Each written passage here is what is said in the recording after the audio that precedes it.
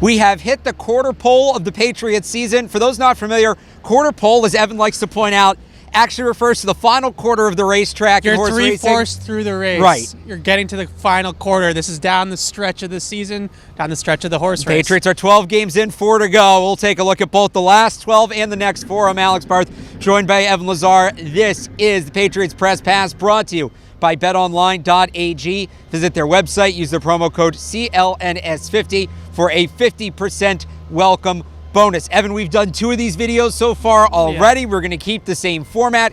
Every 4 games, we take a big picture look at the Patriots through 12 games. Who is their MVP? I think it's still the quarterback in a lot of ways, but I'm actually going to go to the defensive side of the ball and give it to Stephon Gilmore. I mean, it's been one or the other this whole time. Listen, the quarterback position just inherently is going to be a very valuable spot on your team, especially when that guy is playing well. It's also least valuable when he's not playing well. Yep. So we've seen that at times here this season too. Stephon Gilmore, though, in that game against DeAndre Hopkins, he had 2 snaps where DeAndre Hopkins was doubled. 2. Right. The rest of the game, Stephon Gilmore basically kept him in check all on his own with some post-safety help, but the ability to have one guy shut down one side of the field or one player in a matchup like the Patriots put him in so often in man coverage, really it frees up the entire defense. It's what the starting point of the entire game plan is every single week. And I said the other day on Patriots Leftovers, Stephon Gilmore really should be in the NFL MVP conversation. Yeah. I know he won't be in giving that award to a defensive back. It's just something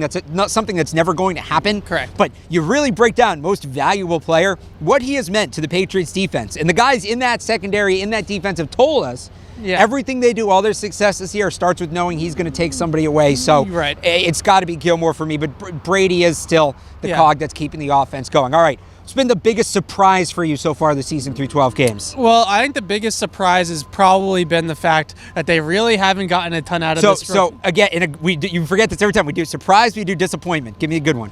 I'm giving you surprise now. Okay. All right. Biggest surprise so far, this rookie class. Not a ton yet out of the rookie class. N'Keal Harry has obviously only played in 3 games, right? But he really hasn't been much besides that 1 touchdown. Juwan Williams, granted, it's a stacked secondary, so you can't really fault him for that. Hasn't really gotten on the field. Damian Harris literally hasn't gotten on the field. Chase Winovich and Jake Bailey are really your 2 contributors on out of this entire draft class. You look at that and you say, that's probably not what they thought when they picked all these guys. Picked 9 guys and only have 2, or maybe it was 8 guys, 8 or 9 guys, and you only have 2 of them really contributing at this point. Yanni Kajus is a redshirt season. He's forgotten soul. Damian Harris is not going to get on the field anytime soon. So I think that's where I would start biggest surprise. If that's your surprise, I can't wait to hear your disappointment. Yeah. I'm going to go with the rookie. You actually didn't mention Jacoby Myers, the undrafted rookie. I think he's carved out a nice role for himself. The numbers aren't massive. He's not a world beater, but I don't think anybody expected him to be. Yeah. But he's been a reliable third option. He's shown impressive ability after the catch. Yeah. I think he's somebody that, could have not, a breakout role, but a role in this offense for the next 5 to 6 years if he keeps doing what he's doing now and building on that. So how often do we hear this in New England that the undrafted guy is outperforming the first round pick? It happens every year with somebody at some spot. J.C. Jackson last year and Duke Dawson. Right. There you go. It just all the time, every year. Just pick N'Keal Harry. Just wait to sign N'Keal Harry as an undrafted rookie, and we'll be fine. After your sunshine and roses surprise, what's your biggest disappointment?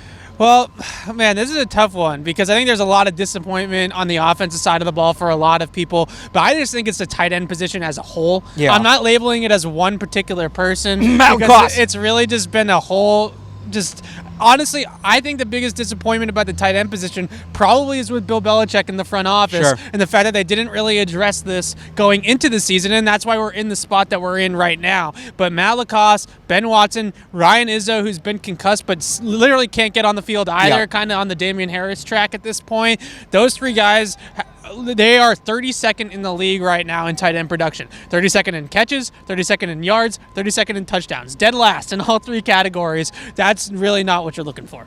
I'm going to go, this is a little more recent. It's actually Mohamed Sanu for me. Yeah. This was a guy that gave up a 2nd-round pick to get him. He's a guy they've coveted for a long time. And in that Baltimore game, he looked like he was getting something going. And everything was set up for this guy to come in, make an immediate impact, save the offense. Yeah. And it was going to take a lot of work off N'Keal Harry's plate. He was going to be able to ease himself in a little more. But Sanu has been a non-factor at best. Yeah. And at worst, you could argue actually cost them in some ways that game in Houston. I expected this guy to come in to contribute, to put up numbers and help get the offense and get them back above water and get them afloat. You could argue he's done the opposite. Injuries of are that. killer, man. As soon as he got that ankle injury, I know it was only 1 week that he technically missed games-wise, but you have him sit out a week, a couple weeks of practice where he's limited. It seemed like the ball was rolling pretty fast after Baltimore, and then it just hit kind of a skid after that injury happened. What has been the best moment of the season for you so far? We're going whole season, or are we just going last 4 weeks? Both. All right. I would say the last 4 weeks, I would give it to Stephon Gilmore in the interception against Dallas on Amari Cooper. That's just one hell of a play. That was I don't know if it's the biggest moment or the most exciting moment or whatever you want to call it, but I think that was probably one of the best plays the Patriots have made as a team all season long. So I give that to Gilmore. I still think Matthew Slater's touchdown is the best moment of the year. To have the guy finally score a touchdown after all these years, to finally get in the end zone. I was hoping that it was going to be a pass, that he was going to catch a touchdown pass from Tom Brady. It's on a blocked punt, but we'll take it. Doesn't it kind of, Matthew Slater's first career touchdown, doesn't it kind of have to be on special teams? It kind of does. Wouldn't it be wrong if it wasn't? All right. So that's looking back at the last 12. We got to look forward to the next 4, the final 4 for the Patriots as they round the season off. They're almost through this murderer's row. They have the Chiefs here this week. Then they go on the road to Cincinnati. What could be, probably will be, a very big game against Buffalo here, and they close the season out here against Miami. What is your just overarching thought on the final 4 games? Take care of business. Take care of business. That's all it is, right? You got a bunch of home games in there, right? You got three or four home games. You're playing AFC East teams, which you beat up on all the time. Tom Brady and Julian Edelman on this field in the regular season against the AFC, 42-0. Never lost. 42-0 in the regular season when Brady and Edelman are both in the lineup against the AFC.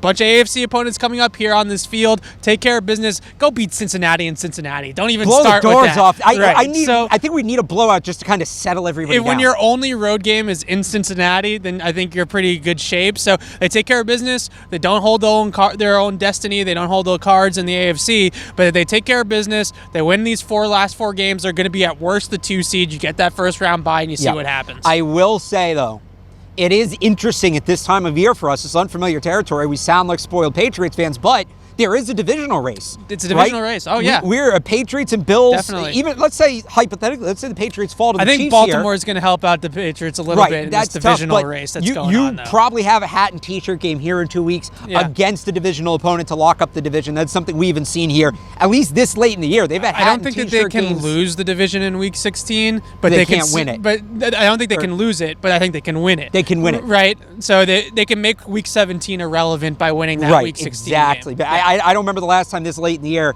they had a hat and T-shirt game here for the division against a division opponent. All right, that was a very brief recap of what's been a very interesting Patriots season. Of course, for more coverage, make sure you check us out online at clnsmedia.com and on Twitter at PatriotsCLNS.